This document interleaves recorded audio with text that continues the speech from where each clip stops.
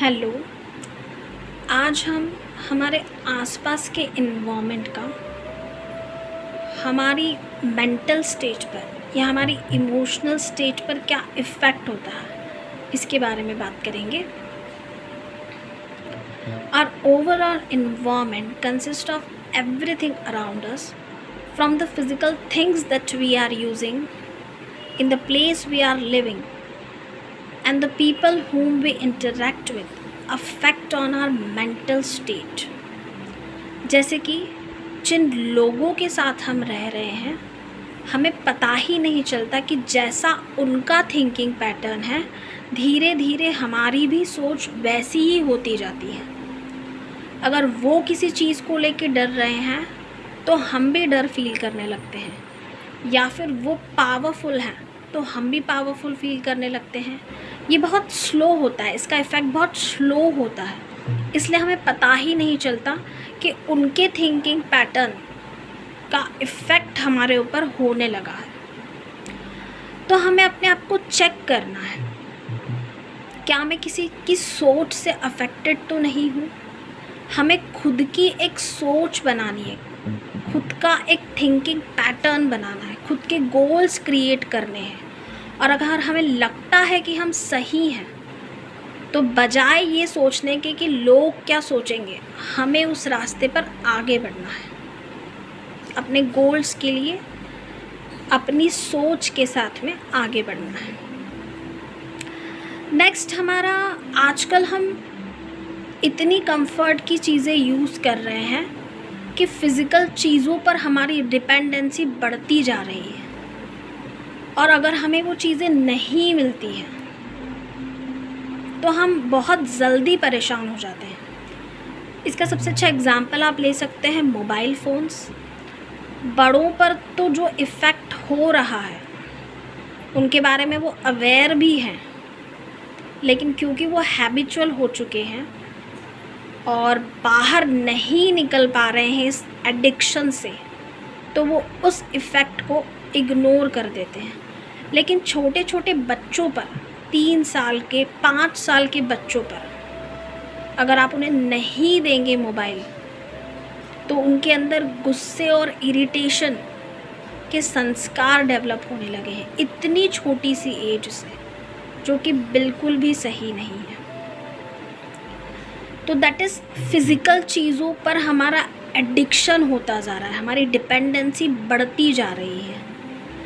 जैसे कोरोना के टाइम पे हमें बहुत सारी चीज़ें अवेलेबल नहीं हो रही थी, इस वजह से बहुत सारे लोग मेंटली डिस्टर्ब हुए थे, परेशान होने लगे थे, एंजाइटी फील कर रहे थे या डिप्रेशन में चले गए थे। तो हमें फ़िज़िकल चीज़ों को यूज़ करना है।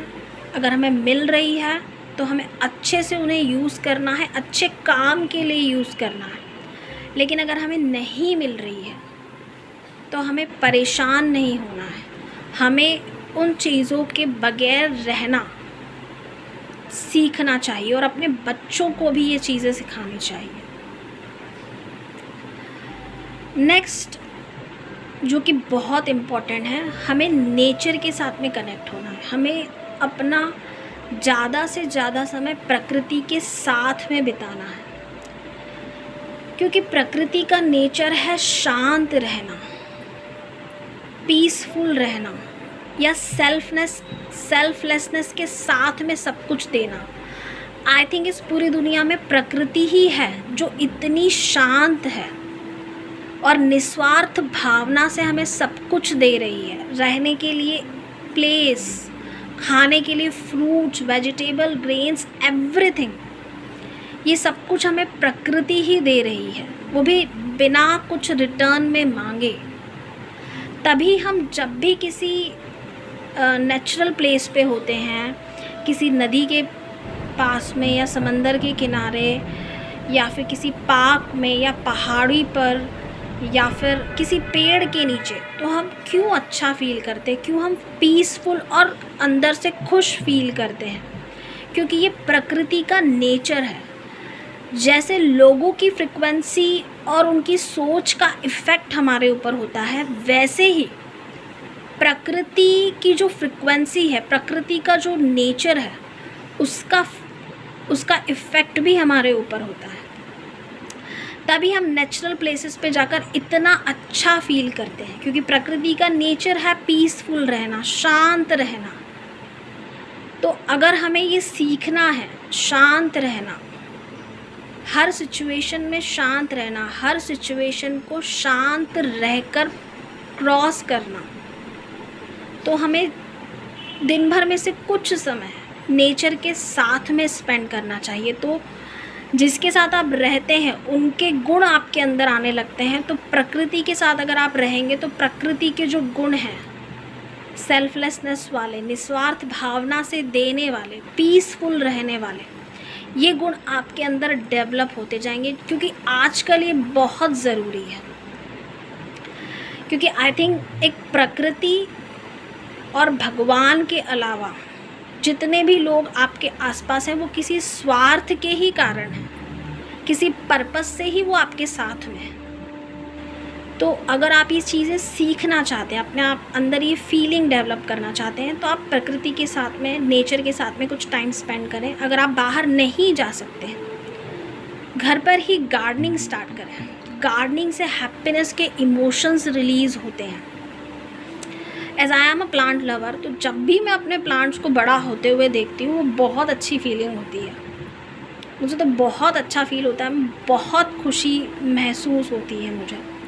तो आप ये भी कर सकते हैं घर पर रहकर, क्योंकि आजकल ये सीखना बहुत इम्पॉर्टेंट है हमारे लिए। क्योंकि जब भी आप निस्वार्थ भावना से कुछ देते हैं तो ऑटोमेटिकली रिटर्न में हैप्पीनेस मिलती है। तो प्रकृति के पास आप जा रहे हैं, वो निस्वार्थ भावना से, सेल्फलेसनेस के साथ में सब कुछ देती जा रही है हमें। तो जब भी हम प्रकृति की गोद में होते हैं तो हम पीसफुल और खुशी फील करते हैं। तो जब आपके अंदर भी ये गुण डेवलप हो जाएंगे, आप भी जब ये फील करने लगेंगे अंदर से, तो आपको हैप्पीनेस किसी से मांगनी नहीं पड़ेगी, या अपनी खुशी के लिए आप लोगों पर या ऑब्जेक्ट पर या फिज़िकल चीज़ों पर डिपेंडेंट नहीं होंगे। ये ऑटोमेटिकली ये हैप्पीनेस आपके अंदर से रेडिएट होगी, आपके अंदर से निकलती जाएगी, और आप खुद भी अच्छा फील करेंगे और लोग भी आपके साथ में रहकर बहुत अच्छा फील करने लगेंगे।